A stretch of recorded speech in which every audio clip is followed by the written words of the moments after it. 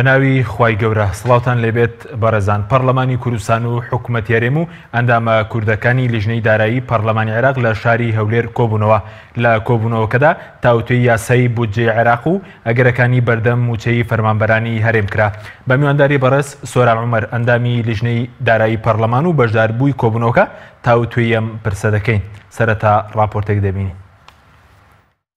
بۆ تاوتوێکردنی ئەو بەشە بودجەی لە یاسای بودجەی 2018 عێراق بۆ هەرێمی کوردستان دیاری کراوە. نوێنەرانی کورد لە لێژنەی دارایی ئەنجومەی نوێنەرانی عێراق لەگەڵ پەرلەمانی کوردستان و حکوومەتی هەرێم کۆبوونەوە. لە دوای کۆبوونەوەکەش وتەبێژی حکوومەتی هەرێم ڕایگەیان کۆبوونەوەکەیان تەنها ڕاوێژکاری بۆ و هیچ بڕیارێک نەدراوە. بەمەبەستی زیاتر ئاگاداری و پێزانین لەسەر ئەو یاسای بودجەی کە لە چەند ڕۆژی ڕابردوو لە پەرلەمانی عێراقدا حەسەند کرایە و هەڵسەنگاندنی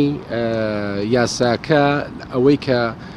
لە بۆ هەرێمی کوردستان و کاریگەری ڕاستەخۆی لەسەر هەرێمی کوردستان هەیە شی کراوە و دانیش ئامادەبووان سوپاس و پێزانینی خۆیان لە ئەندامانی لیژنەی دارایی کرد کە بە حەقیقەت جوهدێکی زۆریان سەرف کرد لە بۆ بەدەستهێنانی مافە شایستەکانی هەرێمی کوردستان لە یاسای بودجەی 2018 بەڵام بەداخەوە ئەوە بوو کە هیچ بنەمایەک لە بۆ شەراکەت ڕێزی لێ نەگیرا و یاساکە وەک خۆی کە ئامادە کرابوو دەنجی لەسەردرا و ئەو وەرق و ئاماژەم پێدا ئەو دانیشتە زیاتر دانیشتێکی ڕاوێژکاری بوو و شیکردنەوە بوو و بێگومان دانیشتنی تریشی لە دوا دەبی و پەرلەمانی هەرێمی کوردستان خۆشی دانیشتنی لە داهاتوەکی نزیکدا دەبیتن زیاتر بە ورتر لەسەر ئەو بابەتە هەڵوەستە بکەن. بە بۆچوونی فراکسیۆنی کۆمەڵیش لە پەرلەمانی کوردستان ئەوەی بەغدا لە ئێستادا بەرامبەر بە کورد دەیکات بەهۆی شکستی حکوومەتی هەرێمی کوردستانەوەیە. سۆران عومەر پەرلەمانتاری فراکسیۆنی کۆمەڵ لە پەرلەمانی کوردستان دەڵێت حکوومەتی هەرێم مانگانە 700 میلیارد دیناری لە فرۆشتنی نەوت دەست دەکەوێت جگە لە داهاتی ناوەخۆ کە نزیکەی 100 میلیارد دینارە. بەو پارێ دەتوانێت بەبێ پاشەکەوت موچەی فەرمانبەران بدات بەڵام بەهۆی ناشەفافی نازاندرێت پارەکە چی بەسەردێت. حکوومەتی هەرێم هیچ دڵنیاییەکی نەدا بە ئێمە کە دەتوانێت ئەم دۆخە چارەسەر بکات و کاتێک کە لەگەڵ عێراق دەگەینە ئەنجام. لە کاتێکە بە پێی ئیعترافی ئەمڕۆی حکوومەتی هەرێم خۆی ڕۆژانە 350,000 بەرمیل بە بۆری دەفرۆشێ کە داهاتەکەی دەکاتە 700 میلیارد دینار لە هەر مانگێکە و هەر بەرمیلێکی نەوت هەرێمی کوردستان لە مانگی ڕابردوو بە 56 دۆلار فرۆشتوێتی. بەداخەوە لە 700 میلیارد دینار 375 میلیارد دینار دەگەڕێتەوە ناو هەرێمی کوردستان. داهاتی ناوخۆ مانگانە لە ئێستا بەم دۆخەوە نزیک بە 100 میلیارد دینارە و 700 میلیارد دیناریش داهاتی نەوتە بەزهی بۆری 50 میلیاریش هی ناوخۆیە. هەرێمی کوردستان لە ئێستا ڕۆژانە 850 میلیارد دینار داهاتێتی کە دەتوانێت موچەی تەواوەتی بدا بەڵام پاشەکەوتی موچە نادا. هەرێم مانگانە پێویستی بە 580 میلیارە بۆ موچەی فەرمانبەران بە پاشەکەوتەوە بەڵام بەغدا 419 میلیارد دیناری داناوە. مەسعود حەیدەر ئەندامی لێژنەی دارایی ئەنجومەی نوێنەرانی عێراقیش ئاشکرای دەکات بەغدا دەیەوێت ئیرادەی خۆی بەسەر هەرێم بسەپێنێت. ئەو داتایانی کە لە بەردەستمانەیە و کە لە پرۆژە یاسای بودجە هەیە دوای ئەوەی کە لە چەند ڕۆژی ڕابردوو تریلیۆنێکمان بۆ پشکی هەرێم زیاد کرد ئەو پارەی کە بۆ موچەی فەرمانبەرانی هەرێم و خانەنشینان و کەسوکاری شەهیدان و هەموو چین و توێژەکانی ترکە لە پرۆژە یاساکە دابین کراوە 419 میلیارد دینارە و هەرێمی کوردستان بە پێی بەیاناتی وەزارەتی دارایی هەرێم پێویستی بە دوای پاشەکەوتی موچەش پێویستی مانگانەی بە 580 میلیارد دینار هەیە واتە کورتێنانێکی زۆر هەیە لە یاساکەیە. ئەم کێشانە ئیرادەیەکی جددی نییە لەلایەن عێراقەوە بۆ چارەسەرکردنی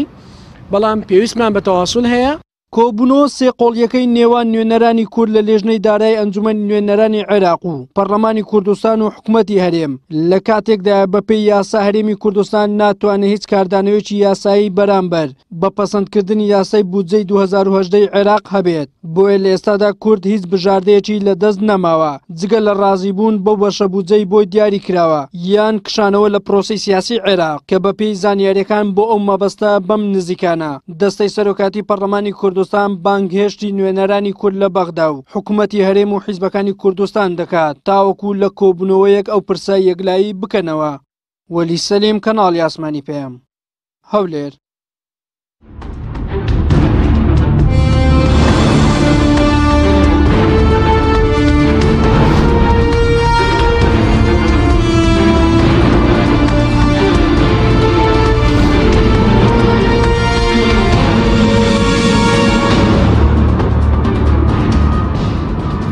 جارێکی تر سڵاوتان لەبێت بەڕێزان کاکسۆران بەخێر بن سوپاس بۆ ئامادەبوونتان. ئەگەر سەرەتا لەوە دەست پێ بکەین لە کۆبوونەوەکەی ئەمڕۆدا گەشتن بە هیچ بڕیارێک بۆ ماوەڵەکردن لەگەڵ بودجەی عێراق. بە ناوی خوای بەخشندەی میهرەبان کۆبوونەوەکەی ئەمڕۆ زیاتر ڕاوێژکاری بوو. هەر سێ لای جۆمان لە یەک گرت و هەر سێ لا ڕەنگە پرسیاری ئاراستەی یەک کرد بێ وەڵام درابێتەوە. بەڵام ئەوەی کە تێبینی کرا ویستێک هەیە بۆ فشار دروستکردن لەوەی کە هەرێمی کوردستان بگا بە مافەداراییەکانی لە بودجەی 2010 بەڵام بەداخەوە دوای تێپەڕبوونیش ئەویش ئەوەیە کە بیانەوێت لە پرۆسەی سیاسی داوا بکەن با بکشینەوە لە کاتێکا کە ئێمە لە سەروبەندی هەڵبژاردنەکان نین و هەموو لایەنەکان لیستیان پێشکەش کردووە. طبعا ئەمە کارێکی پەسەندکراو نەبوو لە لای کۆی ئەندامانی بەشداربووی کۆبوونەوەکە چ لە پەرلەمان چ لە حکوومەت چ لە نوێنەرانی کورد. بەڵامەوە داواکاری یەک لایەن بوو یاخود داواکاری هەموو لایەنەکان بووەوەی کە بکشێنەوە بۆنم لە پرۆسی سیاسیەوەی ئێوە متابعاتان کرد. نەخێر زیاتر ڕەنگە مەیلی لایەنێک بێ. کێ بوو لایەنە زیاتر داوای دەکرد؟ پێم خۆش نییە ناوی هیچ لایەنێ بێنم بەڵام مەیلێک هەیە. پارتی بۆ لایەنە؟ ناتوانم بڵێم هیچ لایەنێ بەڵام مەیلێک هەیە مەیلە قبولکراو نەبوو هێڵرایەوە بۆی لە کۆبوونەوەی ئایندەی باڵاتر و فراوانتر هەموو لایەنەکان پێکەوە بە وجودی پەرلەمانی کوردستان بگەنە هەڵوێستێک لەسەر ئەم بودجەیە کە بەبێ کورد تێپەڕێنراوە. یعنی یەکێک لە بژاردەکان ئەوەیە کە قسە لەسەر کشانەوە بکرێت لە بەرامبەر پەسەندکردنی بودجەیە. ڕەنگە یەکێک لە بژاردەکان مقاتعی پرۆسەی سیاسی بێت لە عێراق کە ئەمە توانم بڵێم زۆرینەی ئامادە بووان ئەمەیان قبول نەکرد و هۆشداریماندا لەوەی کە ئەم بژاردەیە هەر باسیشی نەکەین بۆ چکەم هەر لە دۆخێکین خواخوامانە عێراق دەرگامان لێ بکاتەوە موچەیەکمان بۆ بنێرێ وەکو دەوترا لە نەورۆزەکانی پێشوو خەڵک چاوەڕێ کرد جاڕی ڕاگەیاندنی دەوڵەت بدرێ ئێستا چاوەڕێین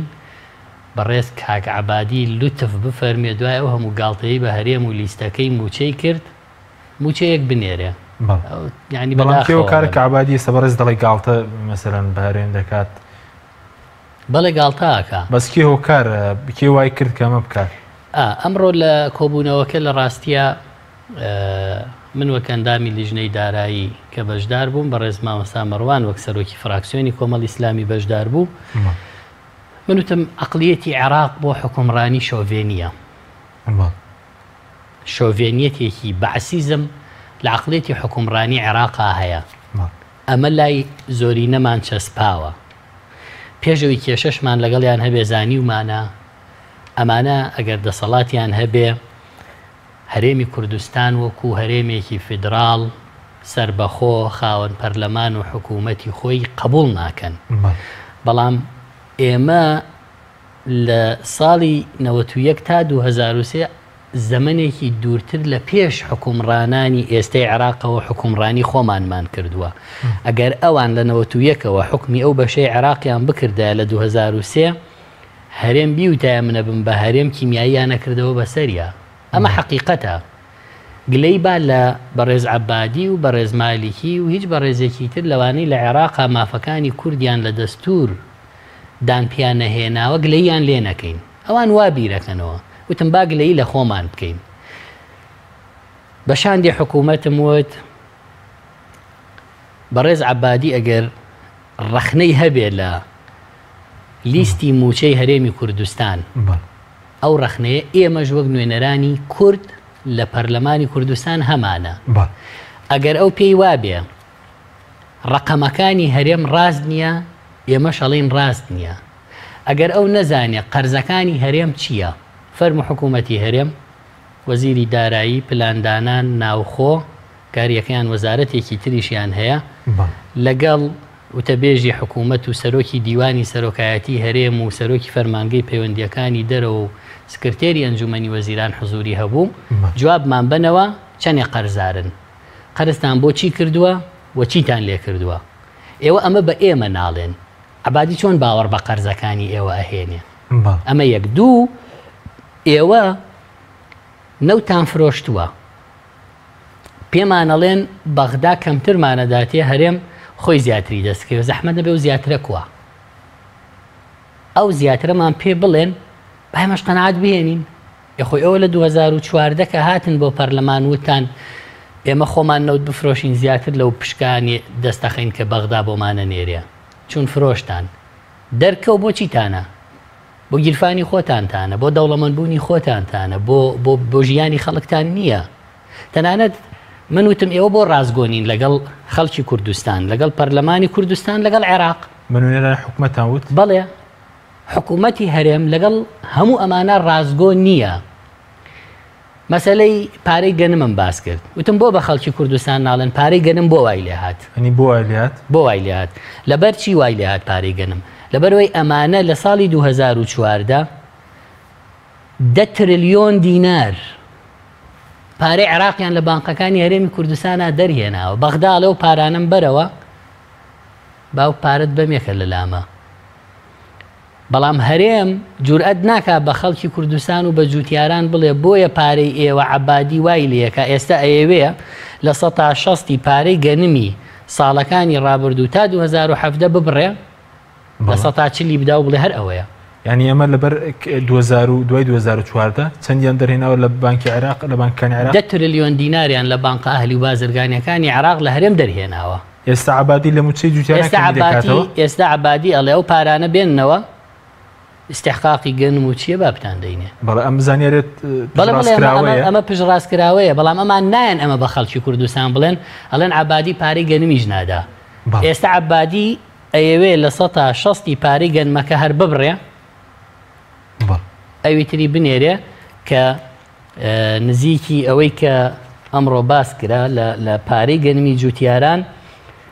670 ملیار دینار ماوە بەداخەوە عێراق ئامادەیە لەم ڕۆژانە 260 ملیار دینار بنێرێ و ئەویتری بڵێ نایدەم ئێستا هەرێم لە موداولەی ئەوایە ئەمڕۆ داوایان کرد کە پەرلەمانی کوردستان و لیژنەی پەیوەندیداریش ڕەئی بدا ئایا پارەکە کە لەم ڕۆژانە پارەی گەنم 260 ملیار بێ و ئیتر کۆتایی بێ وەری بگرین یان ڕەدی کەینەوە لەوان ماوە ئێستا چونکە هەمووان چه حکوومەت چه هەندێکی تریش پێی وایە و پارە وەرنەگرین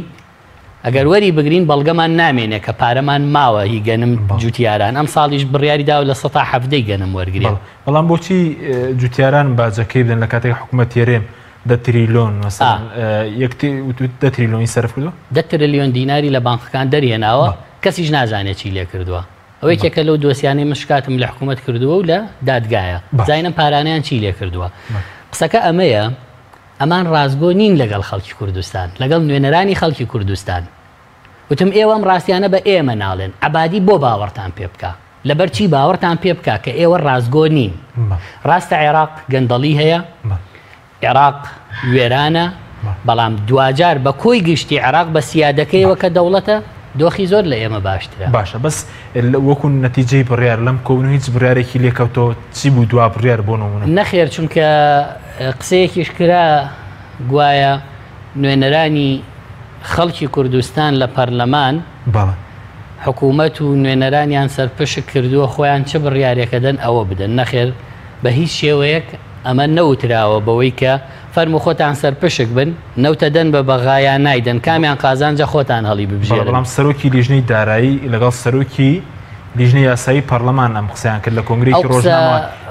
تعبیر لە ڕێی ئێوەی نەکردووە نەخێر بە هیچ شێوەیەک ئەو قسەیە قسەی خۆیانە نەک ئەم حکوومەتە شایەنیەوە نیە سەرپشک کرێک کام بڕیارە بدا کە ئایا نەوت بدا و پابند بێ بە یاسای موازنەی 2010 عێراق و عێراق پارە بنێرێ یان کامەی قازانجە خۆی هەڵی بژێرێ. ئەسڵەن ئەم حکوومەتە کاری لەسەر ئەوە کردووە یاسای بودجێی عێراق جێبەجێ نەکات. لە ساڵی 2014 هەرێمی کوردستان خەریکی ئەمەیە. یاسای بودجێی عێراق جێبەجێ نەکا چونکە لە موازنەکانی پێشوو هیچ شتێک نەبووە کە ئەگەر عێراق پابند نەبێ بە پێدانی ئەو بڕەنەوتەی کە لە یاسای موازنەی عێراقا بۆی دانراوە ئەوە عێراقیش ئەڵێ مادام خۆت نەوتە فرۆشی و نایدەی بە من کەیفی خۆتە. ئەم جارە وان نییە چونکە ئەم جارە فڕۆکەخانەکانمان داخراوە، خاڵە سنووریەکانمان کراوەتەوە بە مەرجی ئەوەی داهاتە ئیتیحادیەکان لە سا 50 ئەبێ بگەڕێتەوە، بە مەرجی ئەوەی ڕۆژانە کە لە یاسای موازنە تەسبیت کراوە 250,000 بەرمیل 240,000 وەرناگرێ بێ ڕۆژانە 250,000 بەرمیل بدا بە عێراق. ئێستا هەرێمی کوردستان ئەگەر بڵێ نیمە ڕاز ناکات چکە ئەمڕۆ دانیان پیاهێنا کە ڕۆژانە 350,000 بەرمیلیان بە بۆری نردووە و لە بەندەری جیهان فرۆشتویانە و بە 56 دۆلاریش هەر بەرمیلێکیان فرۆشتووە کە ئەگەر لێکی بدەیتەوە لە مانگی ڕابردووە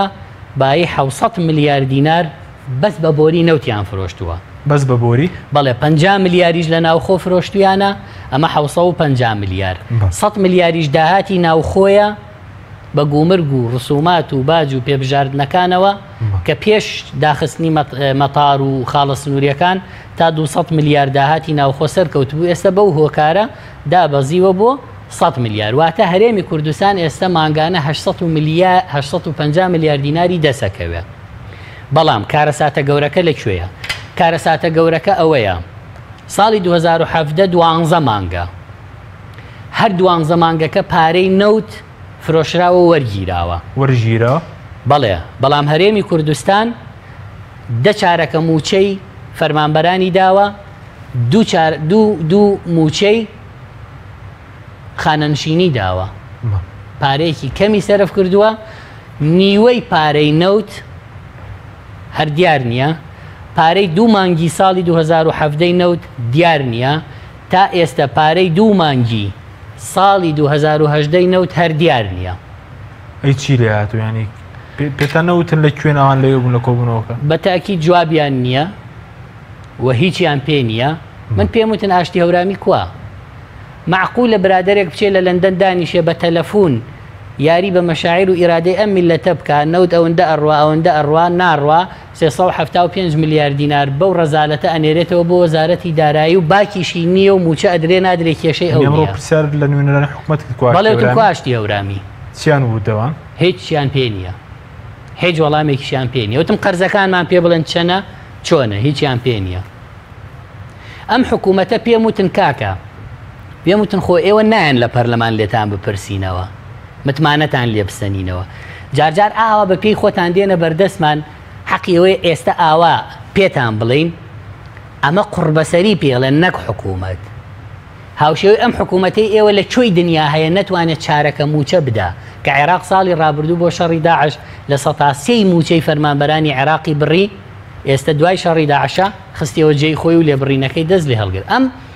حکوومەتە شکست خواردووی هەرێم لە 175 موچەی خەڵکی بڕیوە بێباک و بێمنەتە. نەوتە فرۆشیە، نەوتی فرۆش بە 12 دۆلار کە نەوت دابەزی هەرێمی کوردستان نەوتی فرۆش بە 12 دۆلار. ئێستای فرۆشێ تا ئەو کاتە فرۆشتێتی بە 12 دۆلار. ئێستا چۆتە ئەوەی کە بە 56 دۆلار بیفرۆشێ لە کاتێکە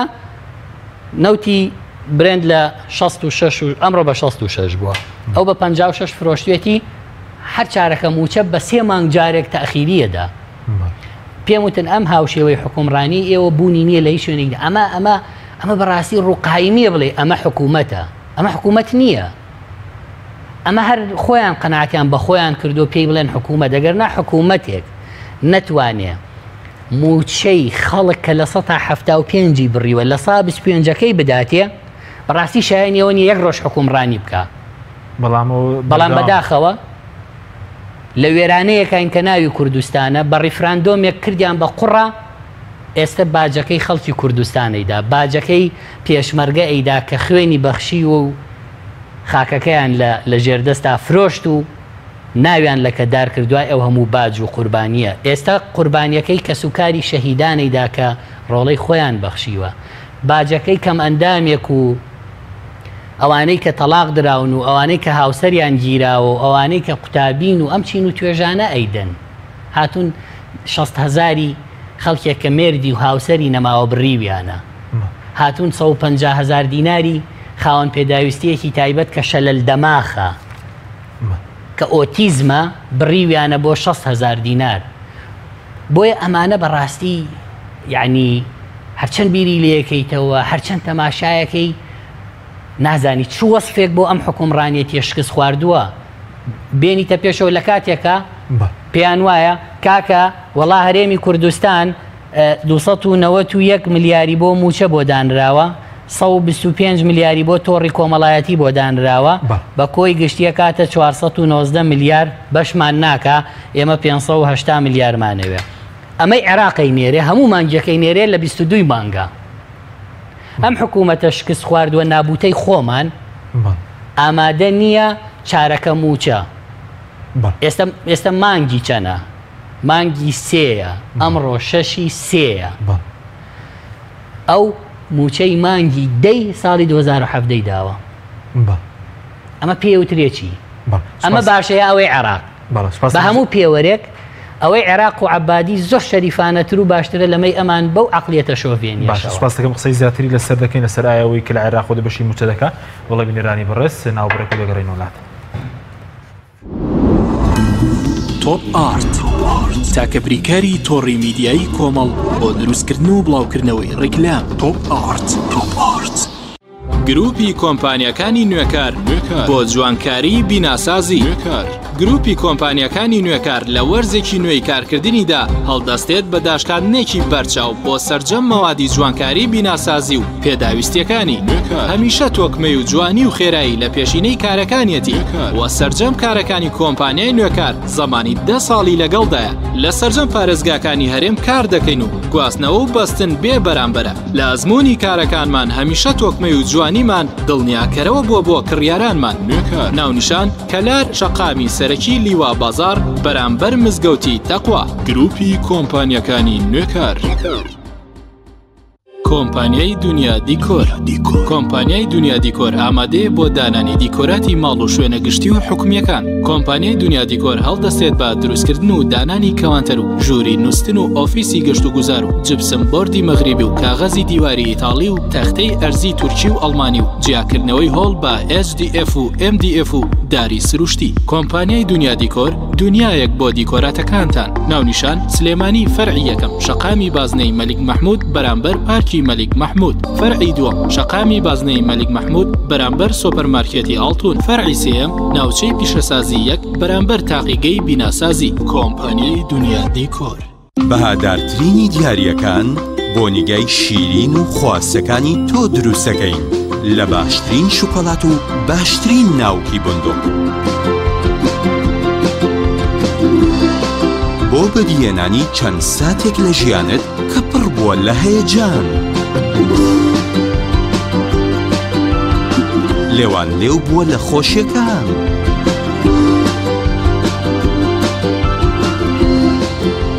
ئاوێ تکراوە لەگەڵ عیشق و ئەوین. شۆکۆلاتەی بندوقی تاڵی فەرماند پڕاوپڕ لە عیشق. کۆمیلی نیشانی بەرزی کوالیتی و ڕەسەنایەتی لە بەرهەمهێنان. بەرهەمەکانی کۆمیلی شامپۆی قژی کۆمیلی بە پێکاتە تایبەتەکەی هۆکارە بۆ بژانەوە و بریقەدارکردن و بەهێزکردنی ڕێگەکانی قژ. جۆرەکانی شامپۆی قژ بۆ قژی ئاسایی و چەور و وشک و دژە کڕێش و قژی مخۆرکە بۆ یەکراو. جۆرەکانی کلینەکسی تەڕی کۆمیلی بۆ بەکارهێنانی ڕۆژانە، پاکەرەوەی لەش، پاکەرەوەی ماکیاژ کە توانایەکی بەهێزی هەیە لە لابردنی ماکیاژ و مادەی وەتەرپروفی ناو ماکیاژ بەبێ جێهێشتنی هیچ موادێکی زەیتی. شامپۆی خۆشتن و دەستشتنی کۆمیلی پێست بۆن خۆش و نەرمەکە. کرێمی دەست و دەموچاوی کۆمیلی لە 100% زەیتی زەیتونی سروشتی تیا بەکاراتوە. پێستە وشک و زبرەکانی دەست و قاچ نەرم و زیندووە کاتەوە. زۆرینەی بەرهەمەکانی کۆمیلی لە 100% زەیتی زەیتونی سروشتی تیا بەکاراتوە. گۆڵدن ئای بریکاری سەرەکی بەرهەمەکانی کۆمیلی. تۆپ ئارت تاکە بریکاری تۆڕی میدیایی کۆمەڵ بۆ دروستکردن و بڵاوکردنەوەی ڕیکلام تۆپ ئارت.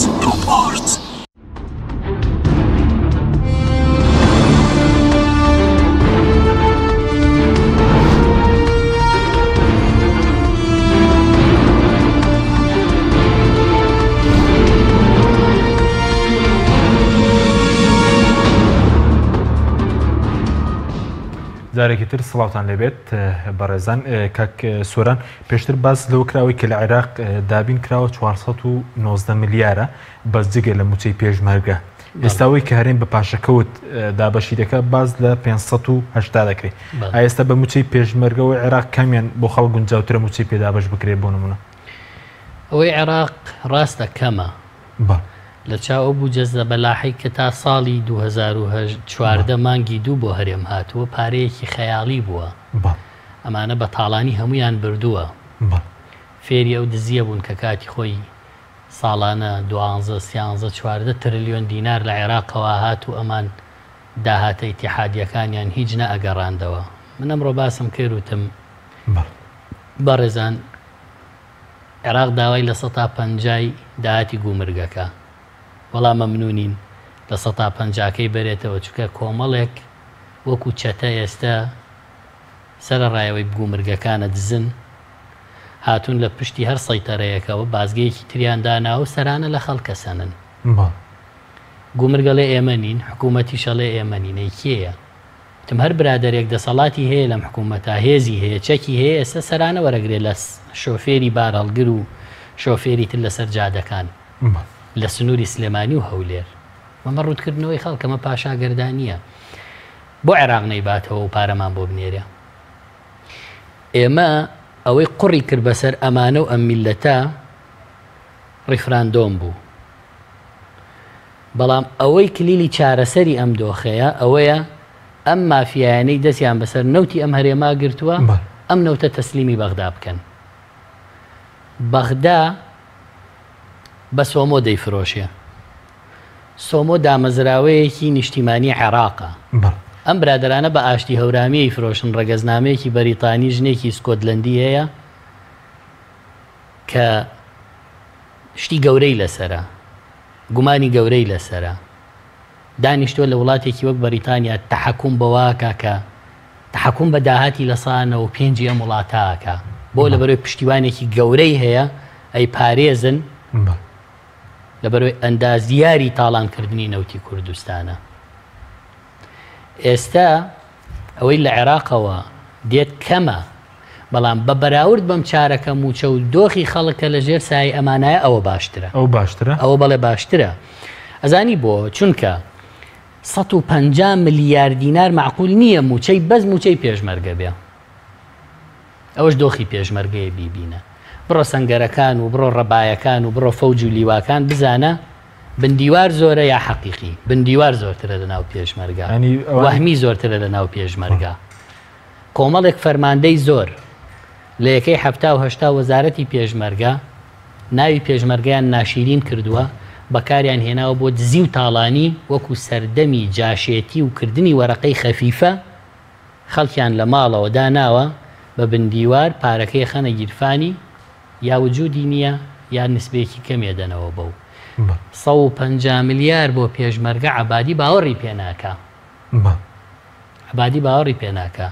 بۆیە ئەو باوەڕ بەواکە 480,000 فەرمانبەری فعلیمان هەیە ئەو پارە لەسەر بنەمای ئەوە دانراوە ئەو باوەڕی بە ناوخۆ و بە پێشمەرگە نییە وە 38 ملیار دانراوە ئێستاش لە 38 ملیار بۆ پێشمەرگە دانراوە حسابی 42,000 پێشمەرگەی کردووە کە هەرێمی کوردستان ئەگەر خاتری بگری 240,000 پێشمەرگەی هەیە نەک 220,000 زۆر باش بەس لەسەر موچە کە بەڕێز 850 ملیار دینارە یعنی ئێستا بەشی تاوی موچەی فەرمانبەرانی لە هەرێم دەکات بەبێ پاشەکەوت ئەمان ئەڵێن ئێمە قەرزە دەینەوە قەرز بە چیە دەنەوە واتە چەندێ بۆ پاشەکەوت بۆ موچە ئەهێننەوە ئەو نەشەبن ئەڵێن بۆچیتان ئەڵێ بۆ قەرز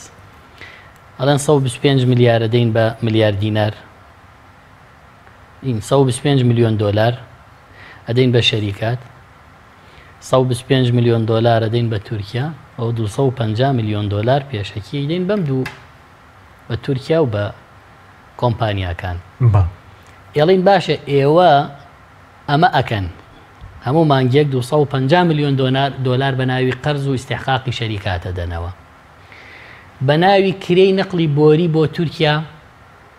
4 ساڵە پارە ئەنووسن لە بەیاناتی وەزارەتی سامانە سروشتیەکان سەرۆکی حکوومەتە و ڕۆژاوی و ئێمە 4 ساڵە پارەی حەقی بۆری تورکیامان نەداوە ئێوتم ئێوە نووسی وتانە حەقمان داوە هیچی پێ نەبوو بۆیە ئەمانە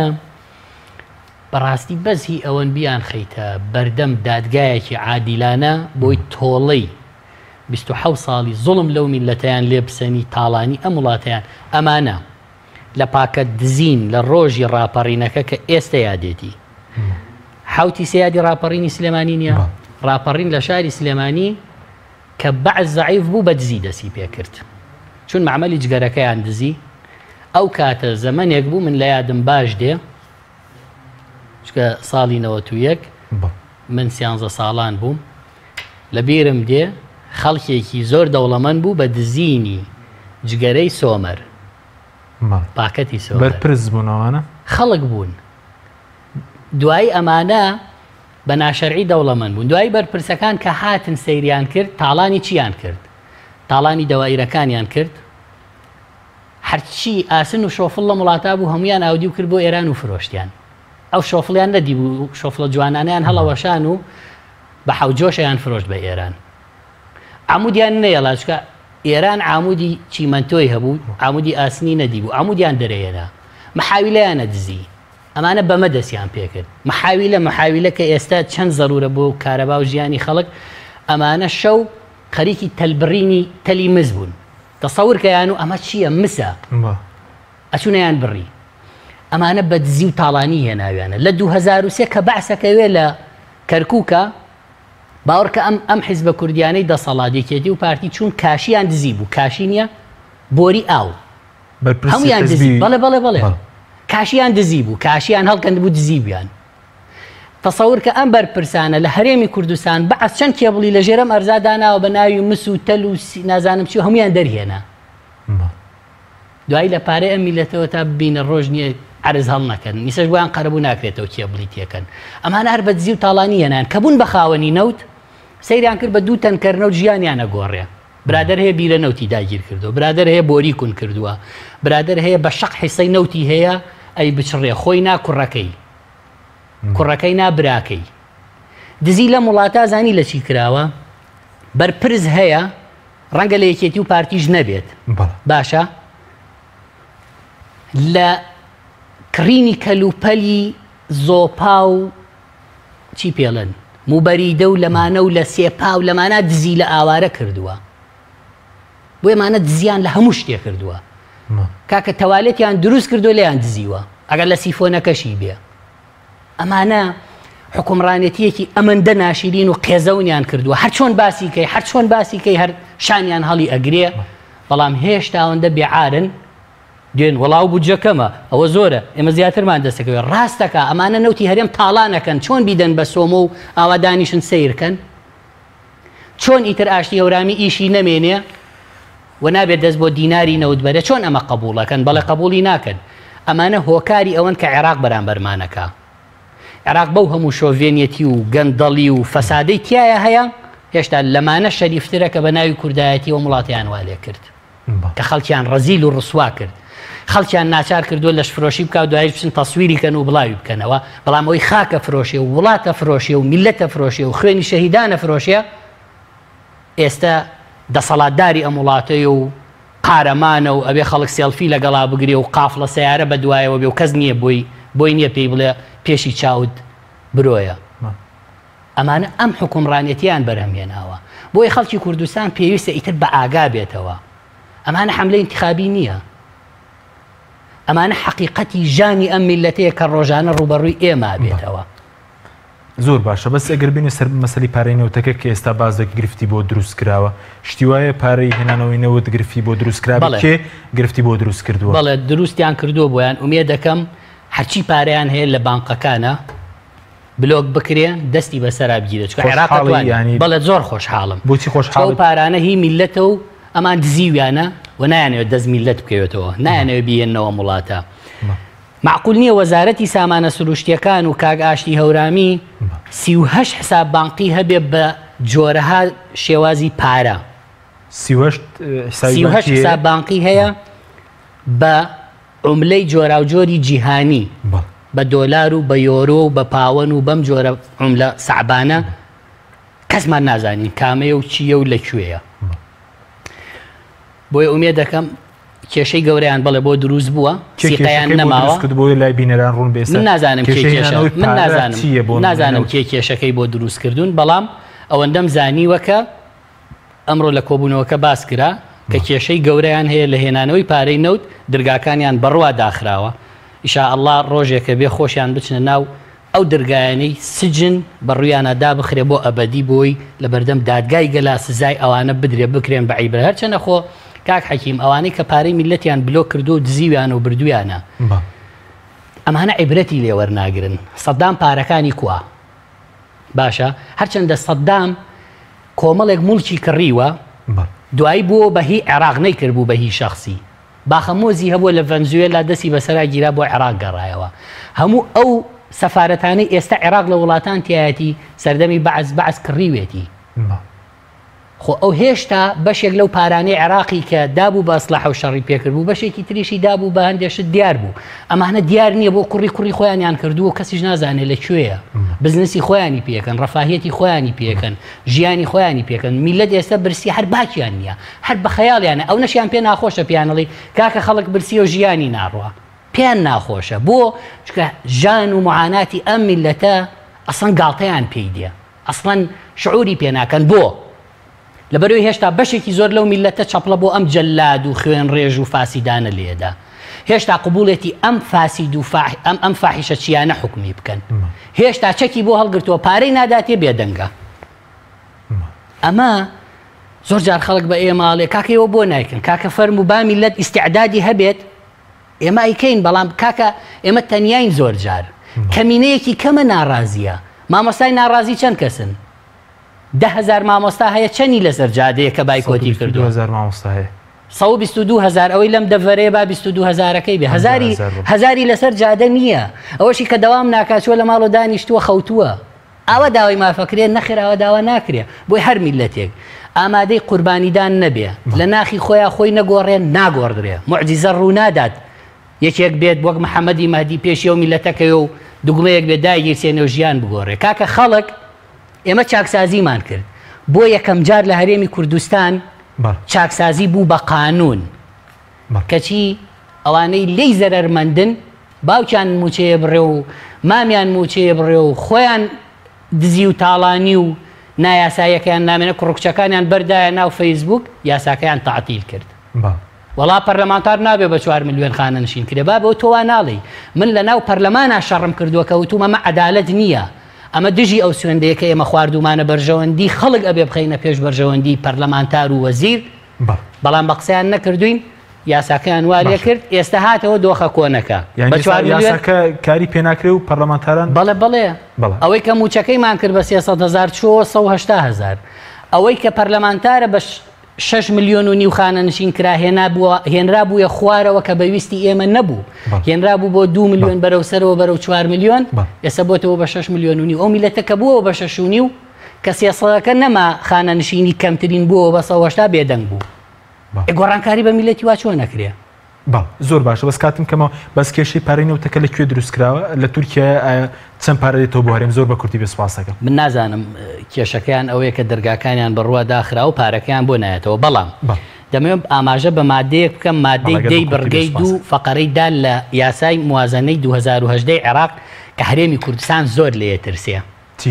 ئەویش ئەوەیە بەپێ ئەو بڕگەیە مادەیدا داوای پارەی نەوتی 4 ساڵی کەرکووکە کاکە یەکێتی و پارتی دزیویانە و داوای پارەی پترۆدۆلارەکە کە لای نەجمەدین کەریم بووە بەمە ڕۆحیان چووە دەتوان جێبەجێ بکە عێراقەمە جێبەجێیەکە ئیشەڵڵا هەمووشیانی لەسەر دادگاییەکە پارەی 4 ساڵی نەوتی کەرکووکیان بە مفتی دزیوە تایەتی ئەبێ بیدەنەوە باشە دوا پرسیارم ئێستا خەڵکی کوردستان فشار دروستکە بۆی کە بودجەکە لە عێراقەوە بێت لە ڕێی بەڕێوەبەرایەتی گشتەکان وەری بگرێت یان لە ڕێی حکوومەت هێرێم یان چاوەڕێ هێرێم کە خۆی موچەی فەرمانبەرەنداوی بکات. وەڵا برا چی پێڵێ؟ وەڵا برا نەوت بەکەر و عارەبانە بفرۆشین لەمانە باشترە ژیانی خەڵک.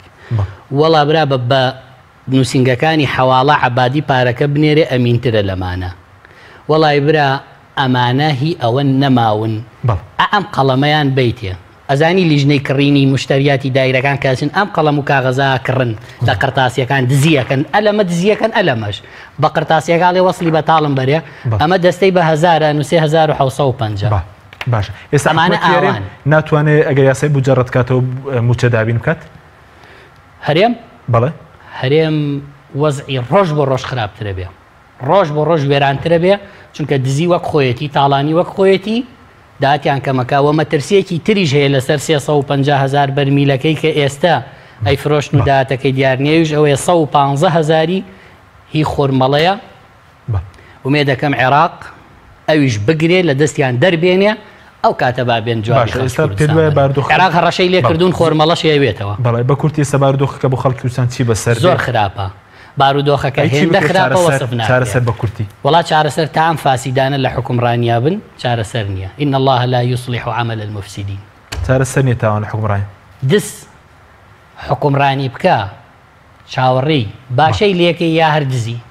هەر چاوەڕێی دزیان لێ حکومڕانی دز چاوەڕێی باشەی لێ ناکرێت. بەڵێ زۆر سوپاس بۆ بەڕێز سۆران عومەر ئەندامی لیژنەی دارایی لە پەرلەمانی کوردستان کە لەم بەرنامەی لەگەڵ ماوەی سوپاس بۆ بینەرانی بەڕێز سوپاس باوکاران خواتان لەگەڵ.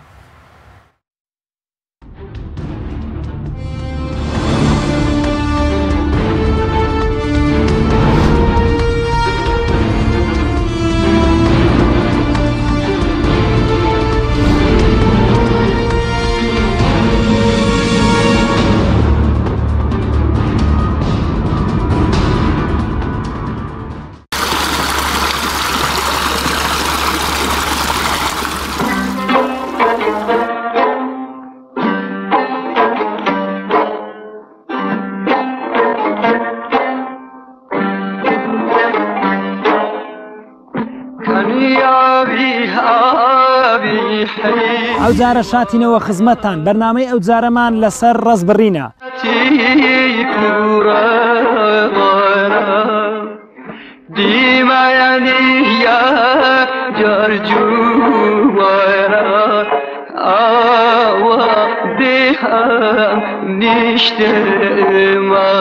وەختی خۆی باو با پێیان ڕێزیاندا دەنا بە زۆری لە قەت گردان و لەگردان ئەچان لەبەر ئیشان بەگردان نەبوو دایان کردە ڕەس کە ئیسفادەی لێ بکەن.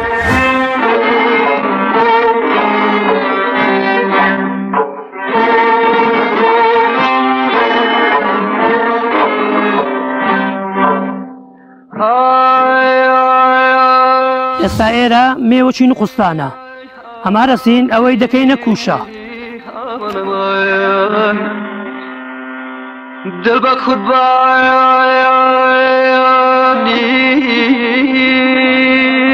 نایی که سانەکانت بەربەیان دەک بە سەرگایاردیش ساری یەکەمنا دووەمنا سێم دێتە ساری سێم دێتە بەرەکی زۆر باشنان میم ناوەندی بەس دێتە بەری باری لێدا دەگیرێت برێکە ڕزم ئەکە ڕزم هەیە میوانی برادەی لەگە بێن دەتوانێت سنووکی لێدا بگریت.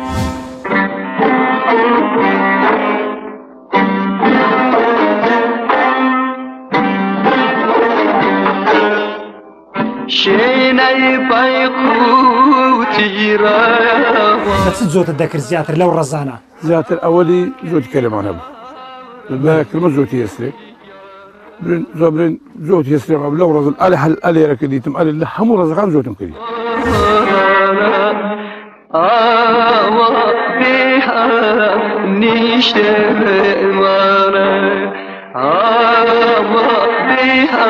بەعام لە منتیقەی مە بەتایبەتی ڕزی دێمەکار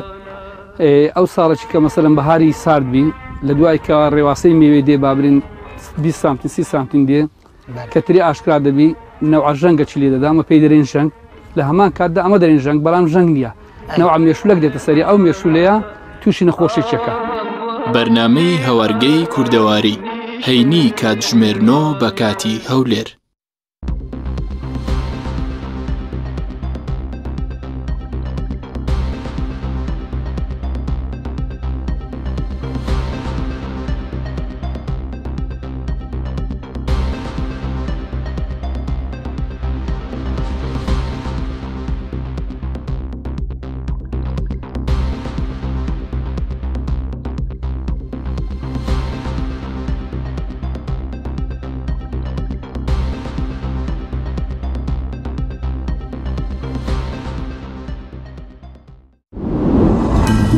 تۆپ ئارت تاکە بریکاری تۆڕی میدیایی کۆمەڵ بۆ دروستکردن و بڵاوکردنەوەی ڕیکلام. تۆپ ئارت. ئەڵێن ڕۆژێک لە ڕۆژان پاشایەک هەبووە، ئەم برنجەی وەکخوانێک پێشکەشی پاشایەکی تر کردووە. لەو ڕۆژەوە نامدرا برنجی مەحموود. دوای چاوەڕوانێکی زۆری پاشا نێردراوەکە لە قەڵای پاشا نزیک بوو. هەمویان چاوەڕوانی ڕازاندنەوەی برنجەکە بوو. بۆن و بەرامەی برنجەکە بەناو کۆشکەکەیان بڵاو بووە. پاشای دڵخۆش کرد و سەرجەم وەزیرەکان بە بۆن و بەرامەکە سەرسام بوو. پۆستر! کوا برنجەکە؟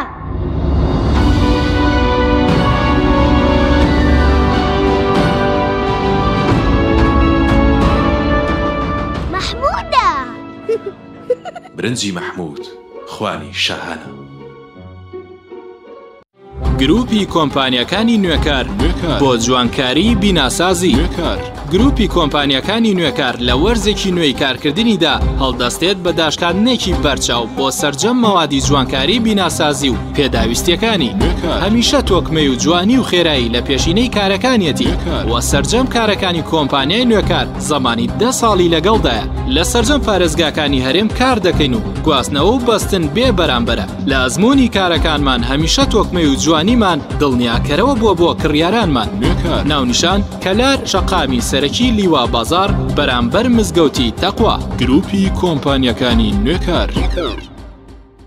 ئەسێ ئەمڕۆ جیاوازتر دەردەکەوێت. ئەسێ ڕنگ و هێز و توانایەکی نوێ پێشکەش دەکات. زیرەکێکی ڕاستەقینە و متمانە پێکراوە. ئەسێ Q6 نوێترین مۆبایلی زیرەکە و کردنەوەی لەلایەن پەنجەمۆری خاوەنەوە کار دەکات. ڕامی 3 گیگابایتەوە، میمۆری 32 گیگابایتەوە، کامێرای سەرەکی 13 مێگاپیکسلە و کامێرای پێشەوەی 8 مێگاپیکسلە. ئەسێ یەکەمین مۆبایلی مارکەی کوردی 4G LTE. سنتەری گوڵهنگ بۆ جادەرمانی سروشتی بۆ لە شولارێکی ڕێک و تەندروست هەڵدەستێت بە دابینکردنی کۆمەڵێت چای جادەرمان لەوانە چاینانە بەسوودە بۆڕی خۆڵە و گەدە و نەهێشتنی غازات مێشک و سووری خوێن چالاک دەکات لە دڵتێک هەڵچوون دەتپارێزێت بە تایبەت بۆ ئافرەتانی دووجان چای زەنجەفیل و لیمۆ هەنجوین بەرگری لەش بەهێز دەکات و بەسوودە بۆ هەڵامان کێشی لەشکەم دەکات و لاشت پاک دەکاتەوە لە مادەی ژەهراوی بەسوودە بە ئەوکردنی قورگ و فرێدانی بەڵغەم چای سەوزی جینگۆ کۆلسترۆل دادەبەزێنێ بەسوودە بۆ دابەزانی پەستانی خوێن و ڕێگرە لە زەهایمان چای جیسیم بە چای دژە پیری ناسراوە توانای سێکسیت بەهێز دەکات و چالاک بەشی جگەر و دڵ و مێشک و گورچی لەیە چای گوڵە حاجیلە دژی هەوکردن و گرژبوونی ماسوولکەیە تادا دەبەزێنێت و ئازار کەم دەکاتەوە هەروەها بەسوودە بۆ ئازاری سووری ماگانە.